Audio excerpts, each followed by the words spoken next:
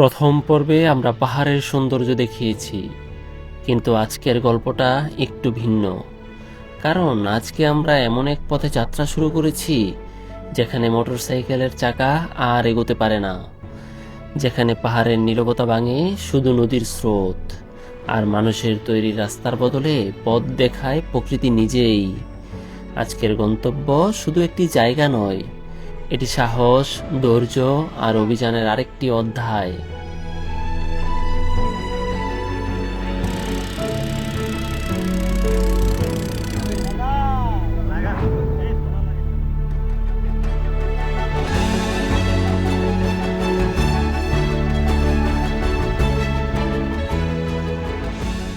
Hello, good morning from Thanchi. আমরা গতকাল রাত্রে যে কটেজটাতে ছিলাম, ফুল ভিউটা দেখাইলে একটু দূরে যাইতে হবে। আর কটেজের সামনে থেকে যদি দেখতে চাই, সেক্ষেত্রে এরকম একটা ভিউ উপভোগ করতেছিলাম সকাল থেকে।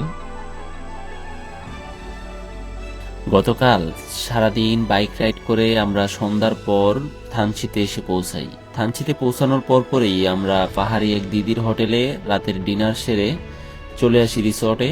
কারণ সামনে অপেক্ষা করছিল এমন এক যাত্রা যার জন্য শরীরের পাশাপাশি মনকেও প্রস্তুত থাকতে হয়। তো দেখতে পাচ্ছেন আমরা চলে এসেছি থানচি টলার ঘাটে, আর অলরেডি 8টা বেজে গেছে। যদিও আমাদের প্ল্যান ছিল 7টার মধ্যেই থানচি ত্যাগ করার, বাট আমাদের গ্রুপটা যেহেতু একটু বড়, তাই সবার কথা চিন্তা ভাবনা করে 1 ঘন্টা অলরেডি লেট হয়ে গেছে। আমরা আর কোনো ধরনের লেট না করে যত দ্রুত সম্ভব বোটে উঠে যাব।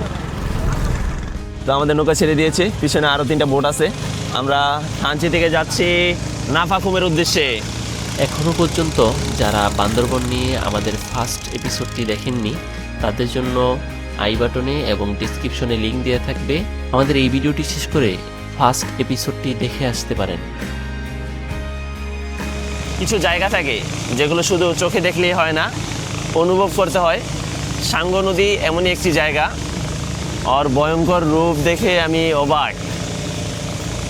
কোথাও কোথাও এই সাঙ্গো হয়ে গিয়েছে নদী, কোথাও কোথাও হয়ে গিয়েছে সরু খাল। দেখতে পাচ্ছেন এতটাই সরু যে শুধু একটা বোটেই যাওয়ার মতো জায়গা। 2টা বোট একসাথে হলে আর যাওয়া যাবে না, আসা যাওয়া করতে পারবে না আর কি, একদম রাস্তা বন্ধ হয়ে যাবে এমন একটা পরিস্থিতি। সকালের ব্রেকফাস্ট, ডিম, সিদ্ধ ডিম, বন, কলা আছে। আমরা এখন যে জায়গাটিতে আছি এটি হচ্ছিল গিয়ে বাঘের মুখ। তো পাশেই হচ্ছিল গিয়ে সাঙ্গো নদী। এখানে আমাদের নামিয়ে দিয়েছে, কারণ এদিকটাতে পানি একটু বেশি হইলেই হচ্ছিল গিয়ে একটু রিস্কি হয়ে যায় জায়গাটা, সেজন্য আমাদের সামনে থেকেই পিছন থেকেই নামিয়ে দিয়েছে। আর আমরা হাইটা একটু আসছি। তো এখন নাস্তা করার পালা, নাস্তা খেয়ে আবারও রওনা দিব রেমাক্রি হয়ে নাফাকুম পর্যন্ত।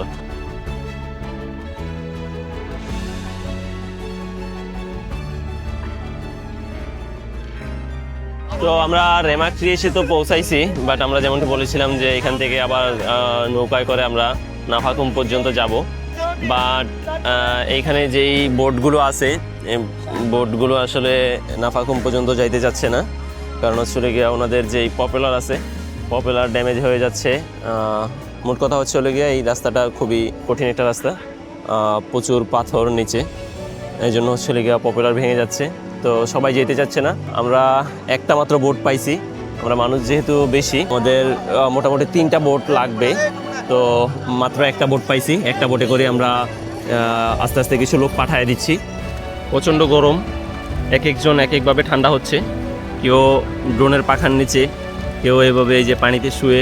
আমরা একে একে 3টা ট্রলার পাঠিয়ে দিছি। এটা হচ্ছে গিয়া লাস্ট আমাদের নিয়ে যাচ্ছে। প্রায় 1.5 ঘন্টা অপেক্ষা করা লাগছে এই শুধু একটা বোটের জন্য, আর 3টা বোট অলরেডি আমরা পাঠিয়ে দিছি। তারা এতক্ষণে হয়তো পৌঁছায় গেছে।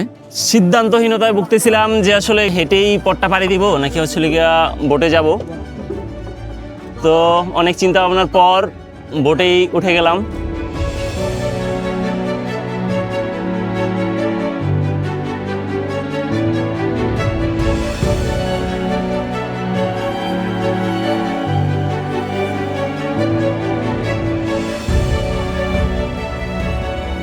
আমরা পার করতেছি রেমাক্রি নদী।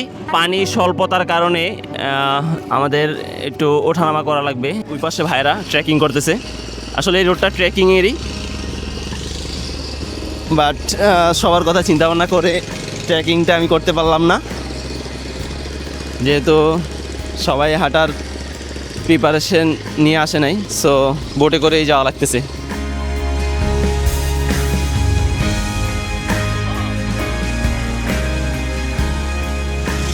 ইঞ্জিনের ফুল পাওয়ার ইউজ করা হচ্ছে, ফুল।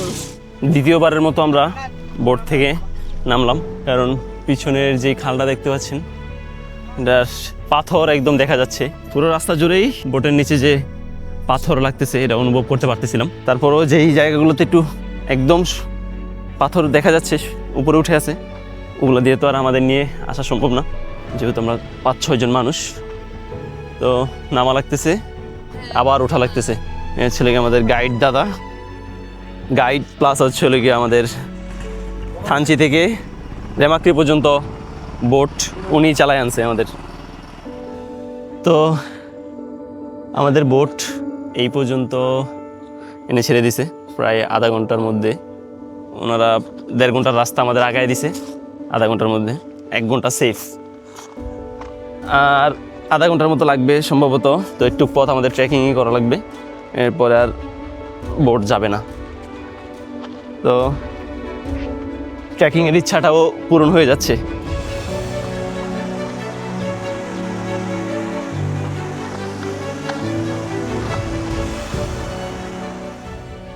অনেকক্ষণ হাঁটার পরে আমাদের ওই পারে যাইতে হবে, নৌকা ইউজ করা যেতে পারে, ওইখানে পানি কোমর পর্যন্ত, ওই দিক দিয়েও যাওয়া যেতে পারে। তা আমরা নদীটা হাইটেই পার হব। পানি যে ঠান্ডা, একদম পা ভিজার সাথে সাথে একদম মাথা পর্যন্ত ঠান্ডা হয়ে গেছে। কি পাখি এটা? সুন্দর। আচ্ছা আচ্ছা, এখনো বাচ্চা।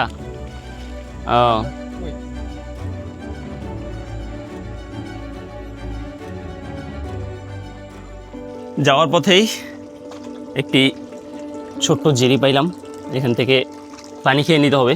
সামনে পানি হয়তো কিনে খাওয়া লাগতে পারে। তো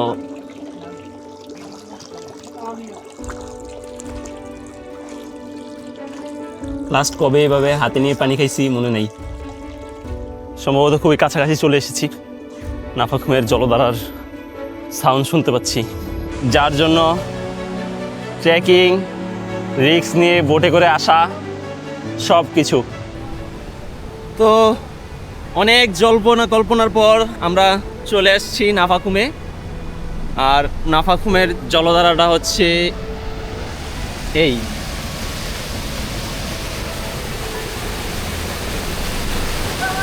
তো জলধারার নিচে যাওয়ার প্ল্যান করেছি, দেখি যাইতে পারি কিনা।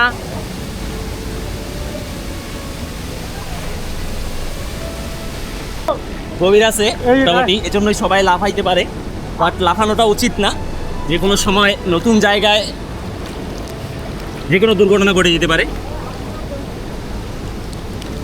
তারপরও আমরা যারা এই বয়সে যারা ট্যুর করি, আর আসলে কেমন অ্যাডভেঞ্চার পছন্দ করি এটা তার বলে বোঝানোর মতো না। Thank you. আস্তে আস্তে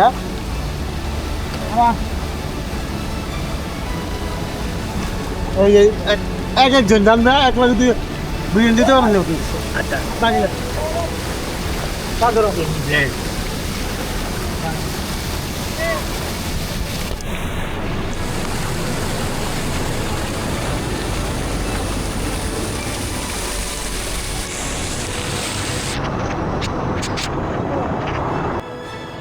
wow! Oh my god!